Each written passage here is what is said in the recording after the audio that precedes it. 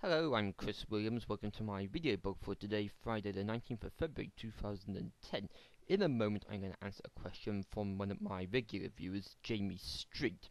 But first let's pay tribute to the life of the veteran actor and director Lionel Jeffries, who died today at the age of 83. You might know him from playing the grandfather in Chity, Chity, Bang Bang, and he's also credited for being the director of The Railway Children. I myself know him from the British ITV children's drama Wolf, which came on television when I was a little boy, where he played the grandfather in that as well. He is most distinctive for his bald head, which he attributes to his time served in Burma, where he was in the army, and also his long moustache and also his rather deep voice, and that meant that he was given the parts of elderly people. And right, I've got his obituary here from the BBC News website up on the screen. It says here he's also known for the 1963 film The Wrong Arm of the Law, which was originally conceived for Peter Sellers, but Jeffries dominated that film with his performance. There's one film where his elderly person's characteristics meant that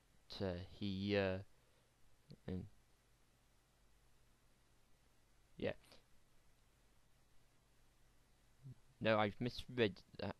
I'm on a different web page now, so what I was going to say has not come out too clearly. But yes, other points here.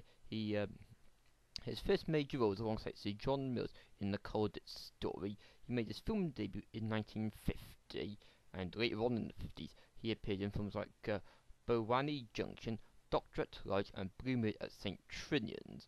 And he also played the dislikable Marquess of Queensberry in The Trials of Oscar Wilde in 1960. Here's what I was going to mention. Dick Van Dyke was older than him in real life, but he ended up playing his father in the Chity Chity Bang Bang film. So that's the death of Lionel Jeffries at the age of 83, the well-known British actor and director, born in London, born in London on 10th of June 1926.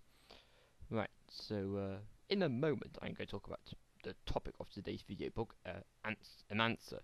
So a question posed to me by one of my viewers, Jamie Street. Very briefly, a big hello to the new people who have added me as YouTube friends in recent days. But as we're going to go from talking about the death of a celebrity onto a religious question made by Jamie Street, here is a comedic reverend who we refer to as Reverend Robin, and you will see why he is Reverend Robin in a few seconds. Holy astronomy! Holy bankruptcy!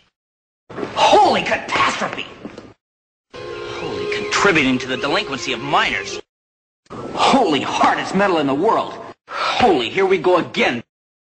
Holy human collector's item! Holy journey to the center of the earth! Holy known, unknown flying objects! Holy missing relatives! Holy one-track bat computer mind! Holy priceless collection of Etruscan snoods! Holy schizophrenia! Holy sudden incapacitation! Holy Frankenstein! It's alive!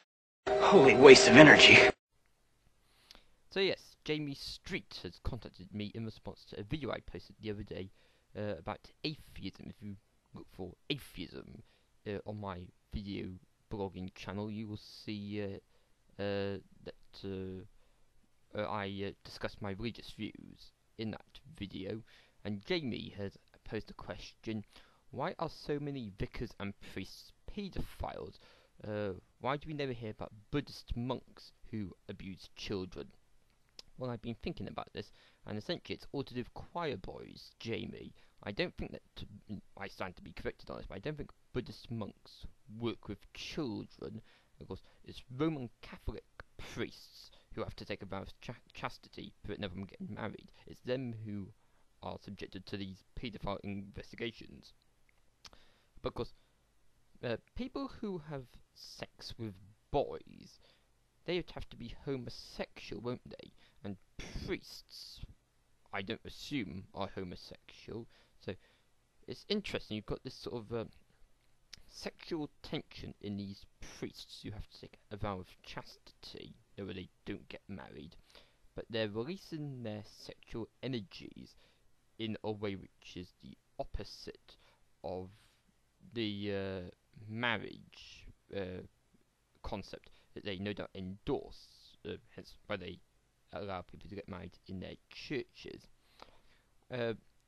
It's hard to say if these priests are paedophiles before they become priests. No, it might be a case of them saying, "Oh, I want to spend time with children. I'll try to become a priest."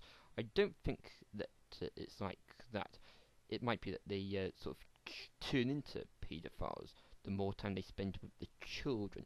No doubt, they're bound to feel a close connection with the altar boys, but I don't think that they would feel sexual interest towards those altar boys. It might be a case of a simple abuse of trust and getting the altar boys to satisfy what they want the altar boys to do.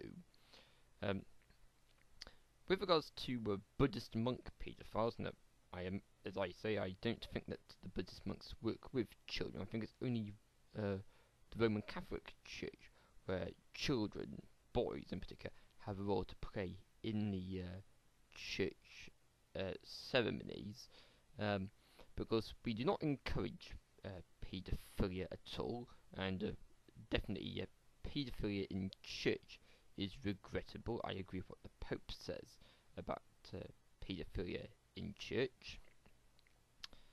I was thinking actually, these people, there's been a lot of people in recent times who have seen child pornography on the computer, and of course when they type it in, the police turn up and they say, "Oh, I was just looking for cheap deals on car insurance and I found child pornography by mistake." Of course, completely nonsense excuse.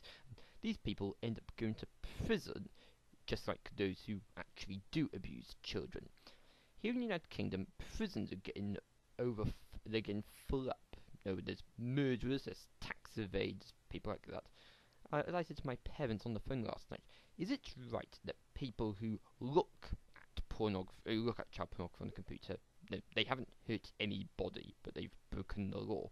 Is it right that they go to prison with those who do actually hurt the children? Now, should they be given community punishment, probation, rather than go to prison?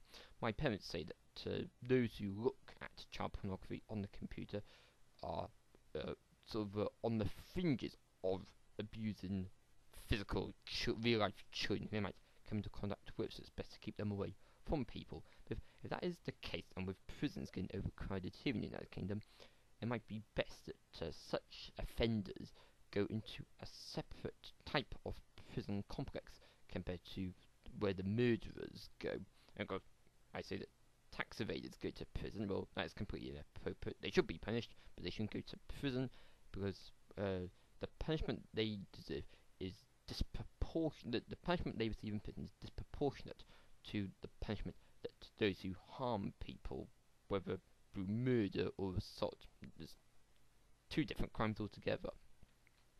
So yes, thanks for your comments, Jamie, and if you have any more comments, I will answer your questions in future videos. And I'd like to say big hello to my new viewers here on YouTube. That is all for today's video blog. Do join me for more videos over the next few days, weeks and months. If you're watching this in the United Kingdom, we're just 2 hours away from finding out if Arthur Fowler or Wellard murdered Archie Mitchell in EastEnders. It's more likely to be Bradley, but he's leaving the show tonight. But we might talk about that in a future video. Okay, until next time, it's bye for now. Bye bye.